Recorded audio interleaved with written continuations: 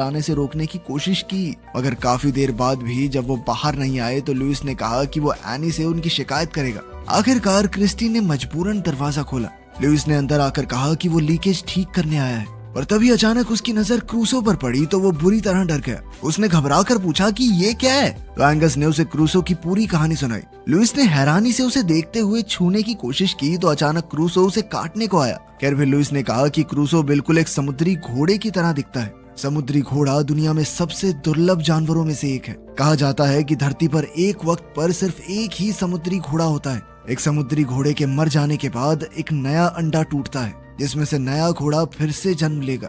फिर लुइस ने उन्हें समुद्री घोड़े की जादुई शक्तियों के बारे में बताया, पर तभी अचानक एनी ने दरवाजा खटखटाया। अब एंगस ने क्रूसो को छिपाने में लुइस की मदद मांगी, क्योंकि एनी कभी उसे घर में रखने की इजाजत नहीं देगी। जिसके बाद लुइस उसकी मदद करने को राजी हो गया। फिर जैसे ही एनी अंदर आई तो उसे क्रूसो दिखाई नहीं दिया। हालांकि क्रूसो झांक कर बाहर देख रहा था, मगर लुइस ने जैसे तैसे मामला संभाल लिया। इसके बाद एनी बाहर आई तो उसकी मुलाकात हैमिल्टन से हुई। उसने एनी को फौजियों के होने वाले डिनर में शामिल होने का न्योता दिया। बाद में उस रात लुइस ने एंगस से कहा कि उन्हें क्रूसो को वापस समुद्र में छोड़ आना चाहिए, क्योंकि वही उसका असली घर है। लेकिन एंगस इसके लिए हरगिज राजी नहीं था। उसने कहा कि क्रूसो की असली जगह सिर्फ मेरे साथ ही है। जल्द ही घर पर फौजियों का डिनर शुरू हो गया। तब एंगस को क्रूसो को बाथरूम में छोड़कर किसी काम से जाना पड़ा और वो गलती से दरवाजा बंद करना भूल गया। मौके का फायदा उठाकर क्रूसो एक बार फिर से भाग निकला।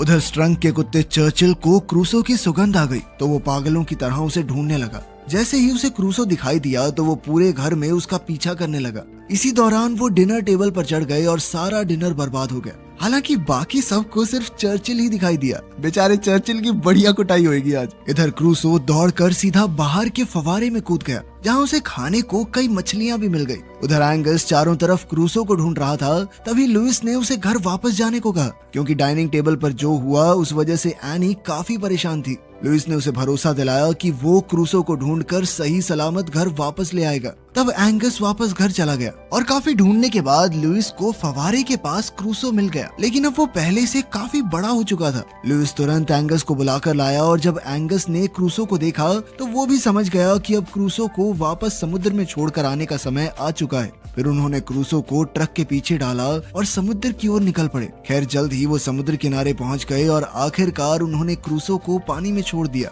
क्रूसो से जुदा होकर एंगस बेहद उदास था, मगर उसके पास दूसरा कोई चारा भी तो नहीं था। इसीलिए उसने क्रूसो को जाने देने का फैसला किया। फिर अगले दिन